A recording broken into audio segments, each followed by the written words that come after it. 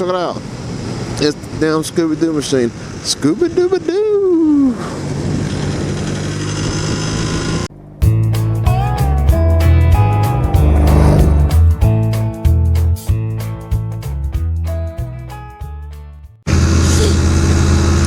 Hey, Country Cruiser here, man. Just out here shooting around a little bit. Wanted to put a video up.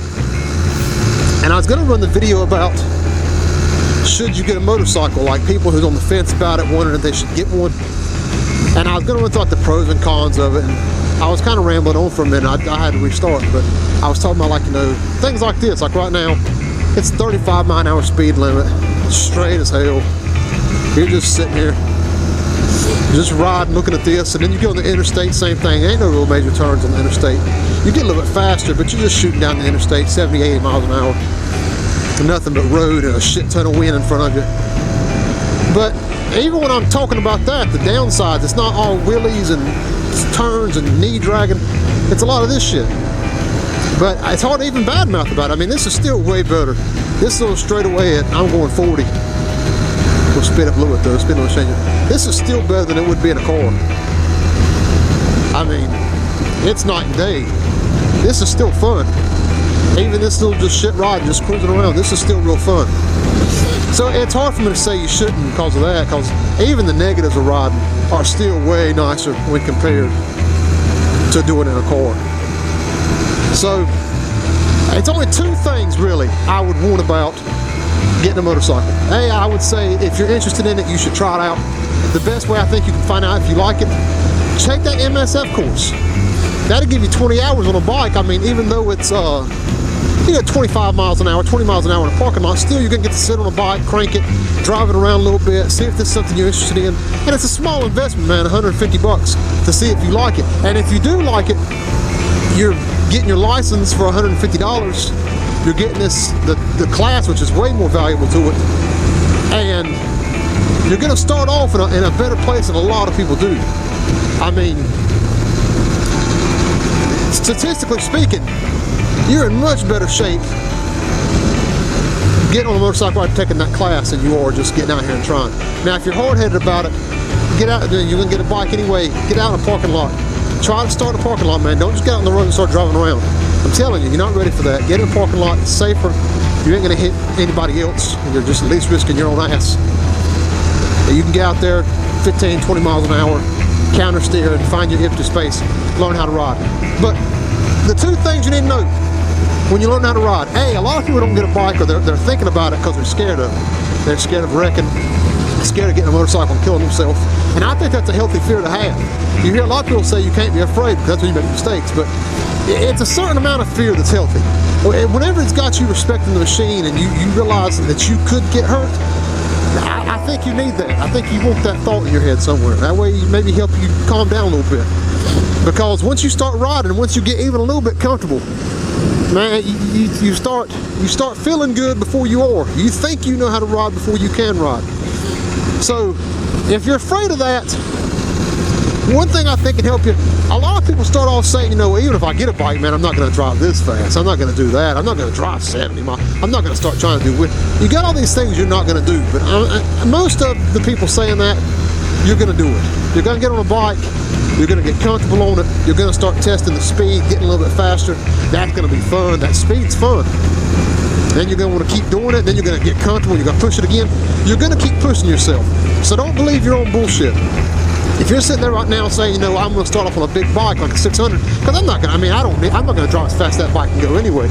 Yeah, you are. You're going to. A lot of you are. Not everybody. I'm painting with a broad brush. But a lot of you is going to start pushing that bike. So if this is something you're afraid of, start off on something smaller. You get a 250 Ninja, that's still a nice size bike, man. Sport bikes don't look, I mean, it ain't that much smaller size-wise. It's significantly slower, but that's good. You can still get 80, 90 miles an hour on a 250, which is faster than you got any business going. And if you're doing that all the time, you know, maybe you need to think about it before you step up to a 600, because you're going to start pushing that bike. If you can get a 250 and handle it responsibly, well, if you want a little more power then on like interstates and stuff, maybe you're responsible enough to move up. So just have that in the back of your head. You want to start on a 600, man, that's up to you. You want to start on something bigger, I wouldn't recommend it, but once again, that's your decision. But if you're afraid of what you might do when you get on this bike, then I would suggest you go ahead and grab a smaller bike, a 250, a 300 maybe, and see if you're responsible enough to handle it without driving crazy. Because I didn't think I would. I never thought I'd do like 60 miles an hour. That's nuts. I'm just gonna ride around these roads like I am right now. What I'm doing right now, it's 45 mile an hour zone. I'm 40, 45, just cruising around vlogging. I thought this is what I'd be. But I go as fast as this bike will go. 70, 75. Only thing that stops me is the engine. So, it's a good decision. Number 2, gear. From whenever you decide you're going to get a bike, you need to go ahead and factor in gear. Gear's expensive. Jacket, I mean, if we're looking at cheap end, you're going to look about $150 for a jacket, $100 for pants, $100 for boots, $100 for gloves. What are we looking at there? That's $450, not counting your helmet. Let's say another 100. You can get a full face helmet. I got one on sale, real lucky, for like 20, but you can get them all day for like 60. Either way, you're looking about, let's say, $500-600 in gear. If you get the bike first and just the helmet, the problem with that is 2 things. You need to sit down and find out how comfortable you are. I'm not a real gear Nazi, man. If you want to ride around in a t-shirt and jeans, I mean, it's your ass. You do what you want to do. But before you get on the bike, you need to find out what you're willing to risk. What's acceptable to you? This is pretty as shit out here. Look at that.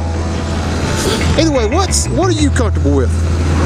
And let's say you're comfortable with jeans. I'll wear jeans, a jacket, gloves, and a helmet. That's what I'm comfortable wearing. I wear everything. I got boots, pants, gloves, jacket.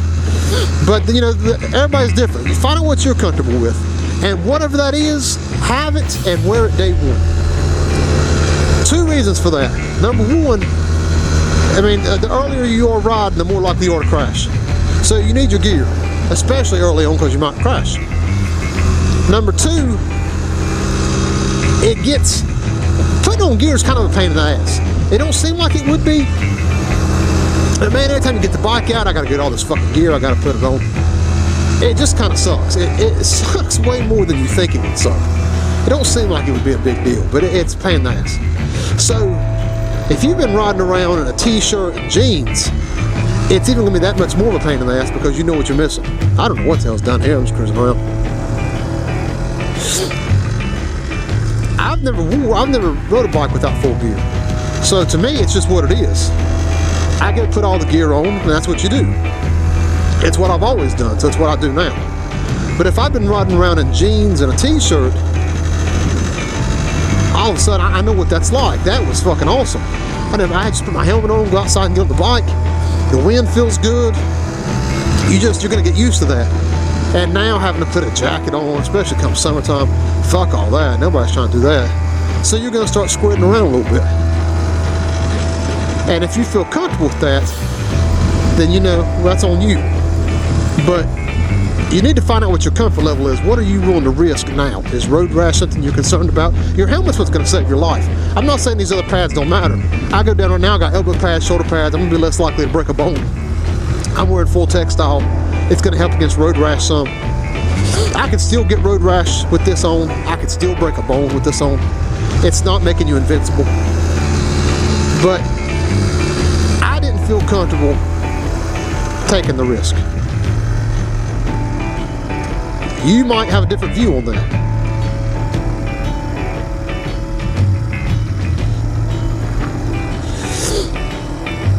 So, you need to decide what you're comfortable with.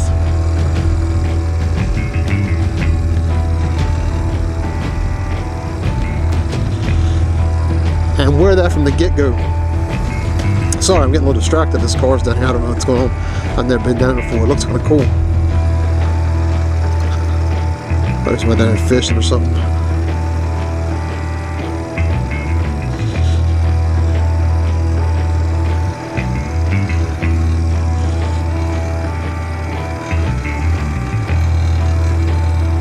Well, that's pretty cool, isn't it?